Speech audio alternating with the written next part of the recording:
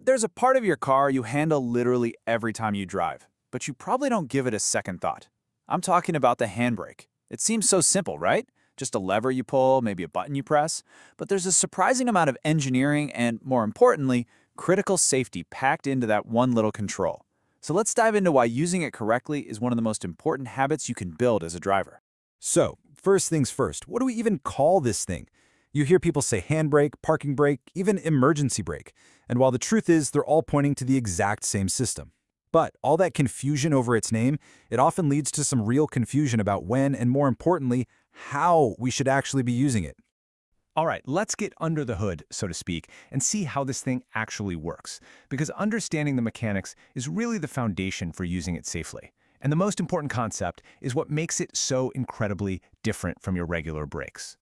Okay, if you take away just one thing from this section, let it be this. Your handbrake is a completely separate, independent system from the brake pedal you use every day.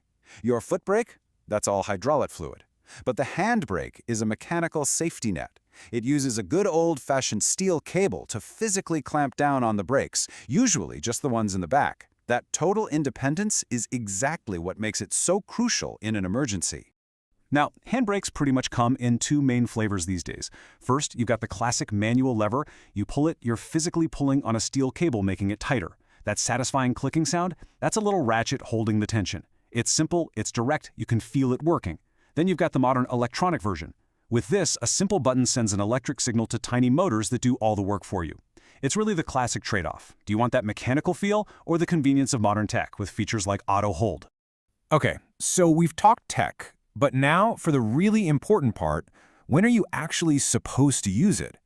Let's get into its number one job and the simple rules for making the handbrake a non-negotiable part of your daily driving routine. The golden rule here is so simple. Use the handbrake every single time you park, period. It is absolutely essential on any kind of slope. It doesn't matter how small you think it is. But honestly, it's also a fantastic habit to get into even on perfectly flat ground. It's an extra layer of security, and as we're about to find out, it also protects a really expensive part of your car. And here it is, the big one. I can almost hear some of you saying it right now. But wait, I drive an automatic. I just pop it in park. Isn't that good enough? It is such a common question. And it turns out that relying only on the park setting is actually not a great idea for your car's health. Let's dig into why. So when you shift your automatic into park, what's actually happening is a small metal pin called the parking pawl slots into a gear inside your transmission and physically locks it. Now just picture it, the entire weight of your car, we're talking thousands of pounds of metal, resting on that one tiny little pin, especially if you're on a hill. That is a massive amount of stress that can lead to wear and tear over time. And trust me, you do not want to see the repair bill for a damaged transmission. So here's the right way to do it, to take all that stress off the little guy. First, come to a complete stop with your regular foot brake. Easy enough. Step 2, keep your foot on that brake and pull the handbrake up nice and firm. Now here's the key step. Step 3, shift into neutral and then let your foot off the brake. You'll feel the car settle just a tiny bit. That's the weight transferring onto the handbrake. Finally, just press the foot brake again and shift into park. That simple sequence makes sure the brakes are doing the heavy lifting, not that little pin. Okay, we've covered the do's. Now let's talk about the big don'ts. We are now entering the danger zone, where we'll talk about some common mistakes that can cause serious problems, and of course, how to handle a true emergency. Come on, admit it. I think we've all done this, at least for a few feet. Driving with the handbrake on, even just a little bit, is so damaging. All that constant friction creates a crazy amount of heat, which can literally cook your brakes. This leads to a scary thing called brake fade, where your brakes get so hot they just stop being effective. You're causing massive wear, you're burning more fuel because the engine is fighting against itself, and you'll probably notice that very distinct, awful burning smell. That's your brake pads overheating.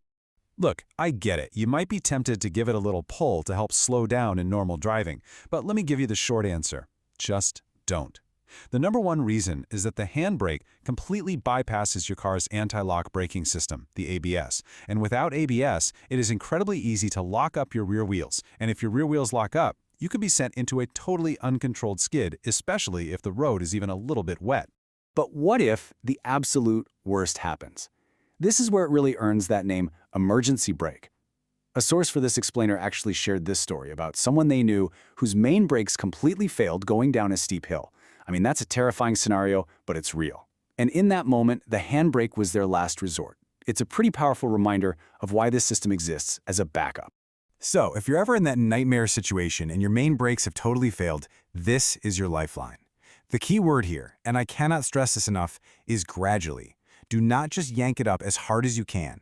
You want to pull the lever up slowly but firmly, feel it start to bite, and keep a death grip on that steering wheel to stay in control. It's not going to stop you on a dime, but it might just be what saves the day. All right, let's switch gears and talk about maintenance. How do you know if your handbrake is actually healthy? Well, the good news is your car will usually give you some pretty clear clues that it needs attention, long before it ever fails you completely. You just have to know what to look for. So how can you tell it's time for a checkup? Well, the number one clue is what mechanics call excessive travel. Basically, do you feel like you have to pull that lever halfway to the roof before it feels like it's actually grabbing?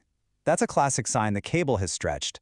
And of course, the obvious one. If the car still rolls when the brake is on, or if the lever just feels loose and sloppy with no tension, those are huge red flags.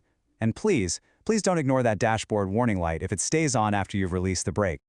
Oh, and here's a great pro tip, especially for any of you living where it gets seriously cold. In that freezing, wet weather, moisture can get inside the handbrake cable housing and literally freeze solid. This can lock your brake in the on position and you're not going anywhere. So to prevent this, if you're parking on flat ground in those conditions, it can actually be safer to just leave the car in park or in first gear and not use the handbrake. At the end of the day, this is all about changing how we see the handbrake. It's not just some random lever you yank when you park. It's a critical safety system with a really important job. And you know, digging into something so seemingly simple really makes you wonder, what other fundamental systems in our lives are we just taking for granted, completely glossing over the crucial layers of complexity that make them work every single day? It's something to think about. Please like, subscribe, and get notified.